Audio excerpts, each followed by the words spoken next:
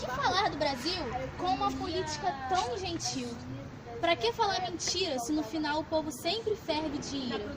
É verdade, esqueci que tem hipocrisia. Político só olha o próprio umbigo e não vê o Brasil como um verdadeiro amigo. E nem se fala da violência, né? Que sempre acaba com a inocência. A violência acaba com a inocência e destrói o amor. Para que julgar e fazer a pessoa sentir dor? Por isso lembraremos um pouco do nosso passado, para esquecermos essa atualidade com falta de felicidade. 500 a 1600 foi o período de formação. Teve seu marco inicial com o descobrimento do Brasil.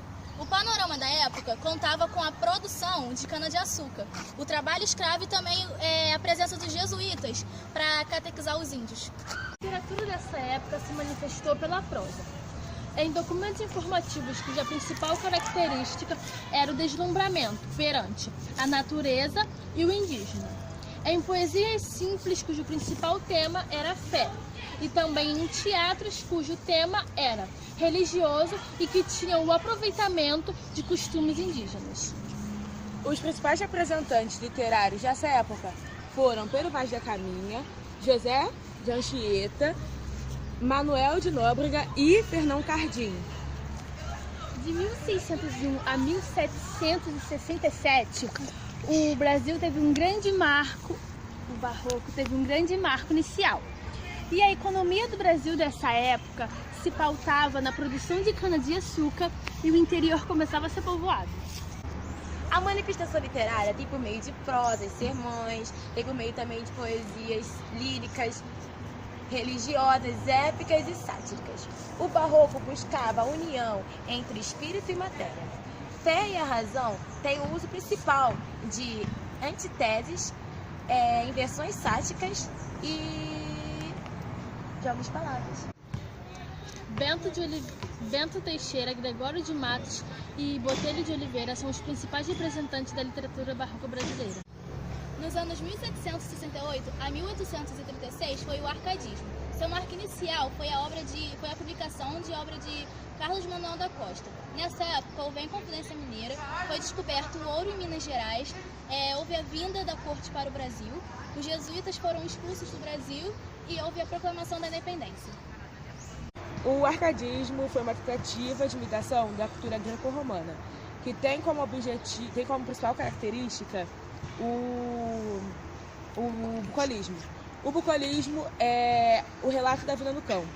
Sendo relatada a vida no campo, tem como personagem principal o índio, dentro do gênero constituído por poesia lírica, satírica e épica.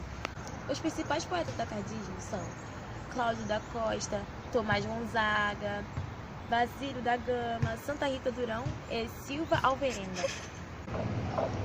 Agora iremos conhecer um pouco mais sobre a literatura americana.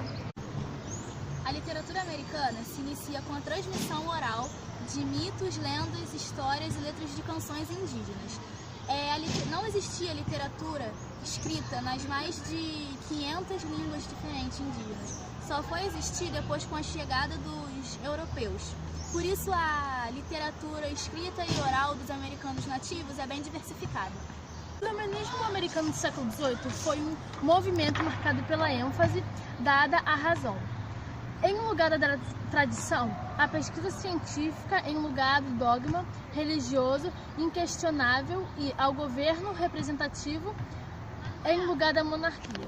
Os americanos eram alvo de crítica rigorosa na Inglaterra.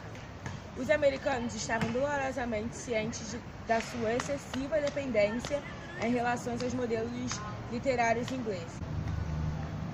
As revoluções culturais, diferentes das revoluções militares, não podem ser impostas, mas têm que brotar do solo a experiência compartilhada. A Revolução Americana contra a Grã-Bretanha foi a primeira guerra moderna de libertação contra a potência colonial. Como quase toda a literatura colonial, os primeiros poemas da Nova Inglaterra imitam forma e técnica do país-mãe. Embora a paixão religiosa e citações frequentes de passagens bíblicas, além do novo cenário, deem a eles identidade especial. Os autores coloniais muitas vezes pareciam ignorar grandes autores ingleses como Ben Jonson. Alguns rejeitavam porque eles participavam de outras seitas. Afastando-se de grandes autores ingleses, eles perdiam grandes autores, grandes modelos dramáticos e líricos produzidos pela língua inglesa. Agora vamos falar sobre o neoclassicismo para finalizar a literatura americana. Infelizmente, a escrita literária não era tão simples e direta quanto a política. Ao tentar escrever poesia, a maioria dos autores cultos tropeçava no abismo do neoclassicismo elegante. O épico, em particular, exercia uma atração fatal. Os patriotas literários americanos tinham certeza que a grande revolução americana naturalmente encontraria expressão de gênero épico. Um longo poema narrativo e dramático, escrito em linguagem elevada, que celebrava os efeitos de um herói lendário. Saiba mais da sua nacionalidade. Ninguém pode derrubar o que é feito de conhecimento.